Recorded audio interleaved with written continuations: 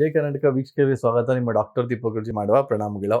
So ಎಲ್ಲರೂ ಈಗೇನು mobile number ಸೀರೀಸ್ನ ಮಾಡ್ತಾ ಇದೀವಿ, ತುಂಬ ಚೆನ್ನಾಗಿ ಬರ್ತಾ ಇದೆ ಅಂತ ಸಾಕಷ್ಟು ಜನ ಕರೆ ಮಾಡಿ ತಿಳಿಸ್ತಿದ್ದೀರಾ.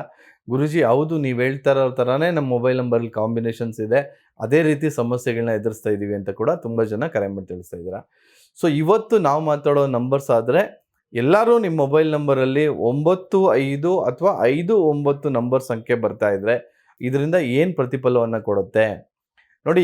ಈ ರೀತಿ 9 ಒಂದು ಕಡೆ ಇದ್ದು 5 ಒಂದು ಕಡೆ ಇದ್ದರೆ ಯಾವುದೇ ರೀತಿ ಕಾಂಬಿನೇಷನ್ ಫಾರ್ಮ್ ಆಗಲ್ಲ. ಒಟ್ಟಿಗೆ ಬರಬೇಕು, ಜೋಡಿಯಾಗಿ ಬರಬೇಕು, 5 9 ಅಥವಾ 9 5. ಸೊ ಈ ರೀತಿ ನಂಬರ್ಸ್ ಪಾಸ್ ಆದಾಗ ನಮ್ಮ ಮೊಬೈಲ್ ನಂಬರಲ್ಲಿ ಯಾವ ರೀತಿ ವೈಬ್ರೇಷನ್ಸ್ ಕೊಡುತ್ತೆ ಅಂತಂದರೆ, ಎಲ್ಲೋ ಒಂದು ಕಡೆ ನೇರ ನುಡಿ ಅಂತ ಹೇಳ್ತೀವಿ, ಸ್ಟ್ರೈಟ್ ಫಾರ್ವರ್ಡ್ ಅಂತ ಹೇಳ್ತೀವಿ, ಮತ್ತು ಶಾರ್ಪ್ ಮೈಂಡ್ ಅಂತ ಹೇಳ್ತೀವಿ. ತುಂಬ ತೀಕ್ಷ್ಣವಾದ ಬುದ್ಧಿ ಇರ್ತದೆ ಅವರಲ್ಲಿ, ಮತ್ತು ಮಾತು ಅಷ್ಟೇ ತುಂಬ ಖಾರವಾಗಿರ್ತದೆ, ನಿಷ್ಠೂರವಾದ ಮಾತುಗಳಿರ್ತದೆ. ಅಂದರೆ ಇರೋದಿದ್ದಂಗೆ ಹೇಳ್ತಾರಲ್ಲ, ಒಂಥರ ಪಟ್ ಅಂತ ಆನ್ಸರ್ ಮಾಡೋರು, ಆ ರೀತಿ ವ್ಯಕ್ತಿಗಳು ಈ ರೀತಿ ನಂಬರ್ಸ್ನ ಇದ್ದರೆ ಆ ರೀತಿ ಬಿಹೇವಿಯರ್ ಅವ್ರ ಜೀವನದಲ್ಲಿ ಕಾಣ್ಬೋದು ನಾವು. ಸೊ ಅಂದರೆ ನೋಡಿ, ಇವ್ರ 9 5 ನೇರ ನುಡಿ ಎಲ್ಲ ಓಕೆ ಅಲ್ವಾ, ಏನು ತೊಂದರೆ ಗುರೂಜಿ ಅದರಲ್ಲಿ ಅಂದರೆ, ನೋಡಿ ಇರೋದಿದ್ದಂಗೆ ಸಾಕಷ್ಟು ಜನಕ್ಕೆ ಕೇಳದೆ ಇಷ್ಟ ಆಗಲ್ಲ. ಯಾಕಂದರೆ ತುಂಬ ಜನಕ್ಕೆ ಮುಕ್ಕೊಡ್ದಂಗೆ ಹೇಳೋದು ಅಂಥದ್ದು, ಅಥವಾ ಇರೋದಿದ್ದಂಗೆ ಹೇಳಿದ್ರೆ ಎದ್ದು ಬಂದು ಎದೆಗೋದ್ರು ಅಂತಾರಲ್ಲ, ಆ ರೀತಿ ಆಗ್ಬಿಡ್ತದೆ. ಸೊ ವಿಚಾರ ಮಾಡಿ ಯಾವುದನ್ನೇ ಹೇಳ್ಬೇಕಾದ್ರೂ ಕೂಡ ನೋಡ್ಕೊಂಡು ಹೇಳ್ಬೇಕಾಗ್ತದೆ. ಸ್ಟ್ರೈಟ್ ಫಾರ್ವರ್ಡ್ ಆಗಿ ನಿನ್ನ ಕಳ್ಳ ಅಂದ್ಬಿಟ್ರೆ ಏನಾಗ್ಬಿಡ್ತು ಒಂದೇ ಸಲ. ಸೊ ಹಂಗಲ್ಲ, ನೀನು ಮಾಡ್ತಾ ಇರೋದು ಸರಿ ಇಲ್ಲ ಅಂತ ಹೇಳಿ ಪಾಲಿಶ್ಡ್ ವೇಯಲ್ಲಿ ಹೇಳ್ಬೇಕಾಗ್ತದೆ. ಇವತ್ತಿನ ಜೀವನದಲ್ಲಿ ನಡೀತಾ ಇರೋದೇ ಅದು. ಇರೋದಿದ್ದಂಗೆ ಹೇಳ್ತಾ ಹೋದ್ರೆ ಎಲ್ಲ ಕಡೆ ಏನೋ ಎನಿಮಿಟಿನ ಬೆಳೆಸ್ಕೊಳ್ತೀವಿ, ದ್ವೇಷವನ್ನು ಬೆಳೆಸ್ಕೊಳ್ತೀವಿ.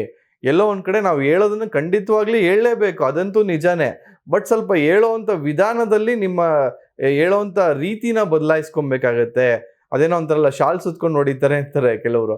ಸೊ ಆ ರೀತಿ ಪಾಲಿಶ್ಡ್ ವೇಲಿ ಹೇಳ್ಬೇಕಾಗ್ತದೆ. ಸೊ ಎಲ್ಲರೂ ನಿಮ್ಮ ಮೊಬೈಲ್ ನಂಬರ್ಲಿ ಈ ಥರ ಬಂದು ನೀವು ಕೂಡ ಎಲ್ಲೋ ಒಂದು ಕಡೆ ಸಂಬಂಧಗಳು ಕಡಿತ ಆಗ್ತಿದೆ, ನಿಷ್ಠೂರವಾದ ಮಾತಿಂದ ನೀವೆಲ್ಲರಿಂದನೂ ದೂರ ಆಗ್ತಿದ್ದೀರ ಅಂದರೆ ಅರ್ಥ ಮಾಡ್ಕೊಳ್ಳಿ, ನೀವು ಕೆಟ್ಟವರು ಅಂತಲ್ಲ, ನೀವು ಒಳ್ಳೆಯವರೇನೆ. ನಿಮ್ಮ ವ್ಯಕ್ತಿತ್ವ ಆಗಲಿ, ನೀವು ನೇರ ನುಡಿ ಆಗಲಿ ತುಂಬ ಒಳ್ಳೆಯದೇನೆ. ಬಟ್ ಹೇಳೋವಂಥ ರೀತಿಯಲ್ಲಿ ಸಡನ್ನಾಗಿ ಹೇಳೋಕ್ಕೆ ಹೋಗ್ಬೇಡಿ. ಸ್ವಲ್ಪ ಅದನ್ನು ಹಿಡಿದು ಯಾವ ರೀತಿ ಅದನ್ನು ಸರ್ ಮಾಡಬೇಕು ಅನ್ನೋದನ್ನು ನೀವು ಥಿಂಕ್ ಮಾಡ್ಕೋಬೇಕಾಗ್ತದೆ.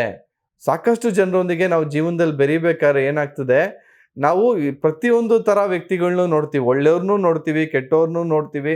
ಬಟ್ ಎಲ್ಲೋ ಒಂದು ಕಡೆ ದೊಡ್ಡವ್ರು ಕೂಡ ತಪ್ಪು ಮಾಡೋವಂಥ ಸಿಚುವೇಶನ್ನೂ ನೋಡ್ತೀವಿ.